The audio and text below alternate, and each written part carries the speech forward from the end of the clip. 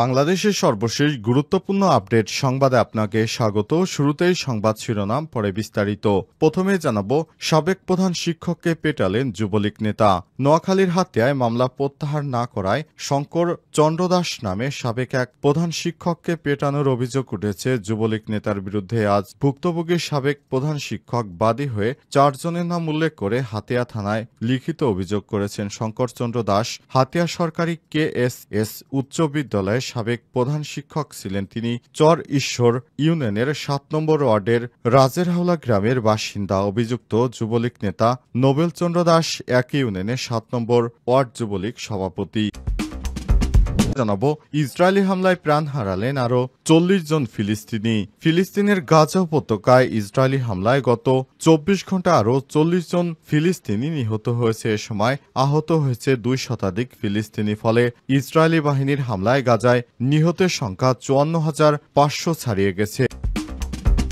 এদিকে রাশিয়ার প্রতি কড়া বার্তা ট্রাম্পের, প্রয়োজনে নিষেধাজ্ঞার ইঙ্গিত। হোয়াইট হাউসের প্রেস সেক্রেটারি ক্যারোলাইন লেভিট বলেছেন, প্রয়োজনে প্রেসিডেন্ট ডোনাল্ড ট্রাম্প রাশিয়ার উপর নিষেধাজ্ঞা আরোপ করতে পারেন। আজ এক প্রতিবেদনে খবর দিয়েছে পাকিস্তানের জাতীয় মাধ্যম দ্য ডন।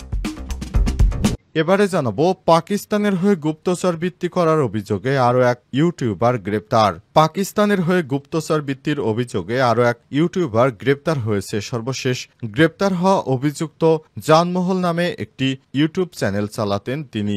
ভারত পাকিস্তান যুদ্ধের পর থেকেই ভারত থেকে পাকিস্তানের হয়ে কাজ করার অভিযোগে অনেক মানুষকে গ্রেপ্তার করছে ভারতের প্রশাসন। এর মধ্যে রয়েছে ব্যবসায়ী, ইউটিউবার সহ অনেক পেশাজীবী মানুষ।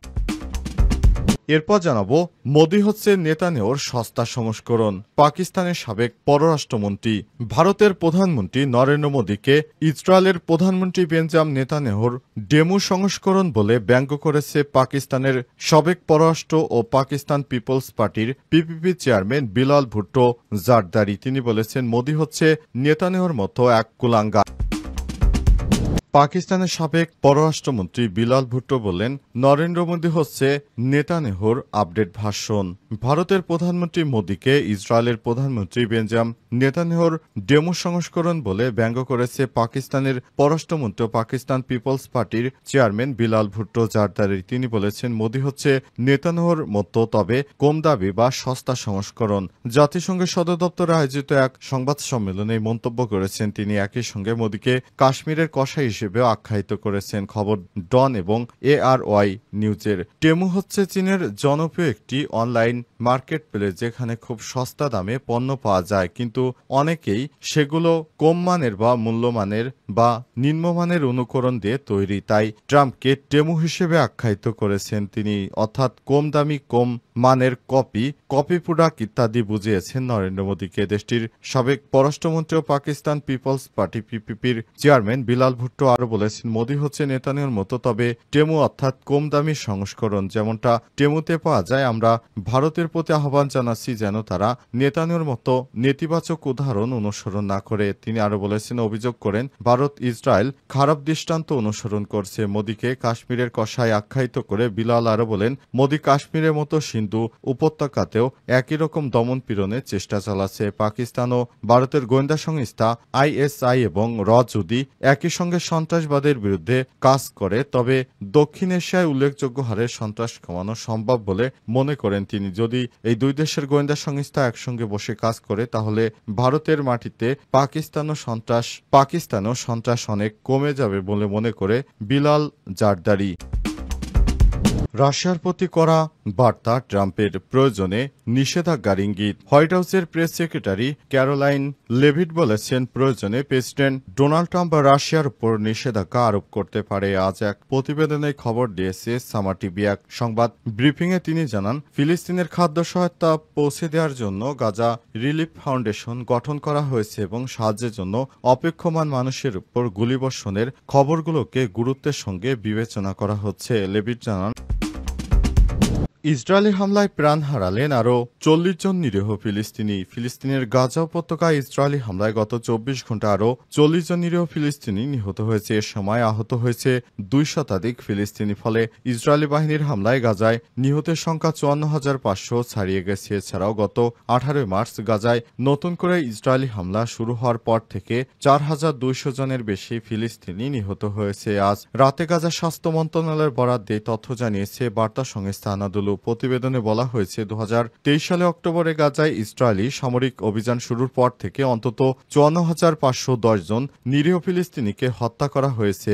ইসরায়েলি বাহিনী এর দায় কোনোভাবেই এড়াতে পারবে না। আজ প্রকাশিত বিবৃতিতে বলা হয়েছে গত ২৪ ঘন্টায় ৪০টি লাশ হাসপাতালে আনা হয়েছে। একই সময় আহত হয়েছে আরও ২০৮ জন। ইসরায়েলি হামলায় এ পর্যন্ত আহতের সংখ্যা দাঁড়িয়েছে ১,২৪,৯০১ জনে।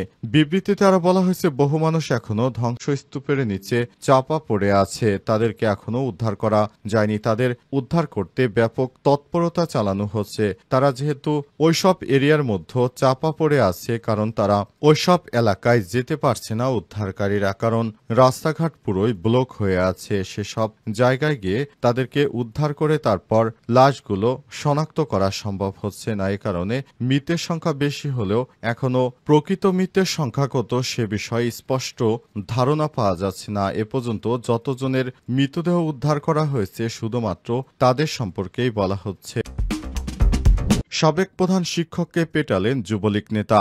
নোয়াখালীর হাতিয়ায় মামলা প্রত্যাহার না করায় শঙ্কর চন্দ্র দাস নামে সাবেক এক প্রধান শিক্ষককে পেটানোর অভিযোগ উঠেছে যুবলীগ নেতার বিরুদ্ধে। আজ ভুক্তভোগী সাবেক প্রধান শিক্ষক বাদী হয়ে ৪ জনের নাম উল্লেখ করে হাতিয়া থানায় লিখিত অভিযোগ করেছেন। শঙ্কর চন্দ্র দাস হাতিয়া সরকারি KSS উচ্চ বিদ্যালয়ের সাবেক প্রধান শিক্ষক ছিলেন। তিনি চর ঈশ্বর ইউনিয়নের ৭ নম্বর ওয়ার্ডের রাজেরহাওলা গ্রামের বাসিন্দা। অভিযুক্ত যুবলীগ নেতা নোবেল চন্দ্র দাস একই ইউনিয়নের ৭ নম্বর ওয়ার্ড যুবলীগ সভাপতি। অভিযোগ সূত্র থেকে জানা গেছে সাবেক প্রধান শিক্ষক শঙ্কর চন্দ্র দাসের সঙ্গে জায়গা জমি নিয়ে প্রতিবেশী যুবলীগ নেতা নোবেল চন্দ্র দাসের বিরোধ চলে আসছে। প্রধান শিক্ষক ক্রয় করা সম্পত্তি থেকে তাকে উচ্ছেদ করার চেষ্টা করে প্রতিপক্ষের লোকজন। এজন্য তারা ওই ভূমি থেকে জোরপূর্বক ফসল ও গাছ কেটে নিয়ে যায়। এ সংক্রান্ত আদালতে ২টি মামলা দায়ের করেন শিক্ষক। মামলায় নোবেল দাস বেশ কিছুদিন কারাগারে ছিলেন। জেল থেকে বের হয়ে নোবেল দাস আরও বেপরোয়া হয়ে ওঠেন।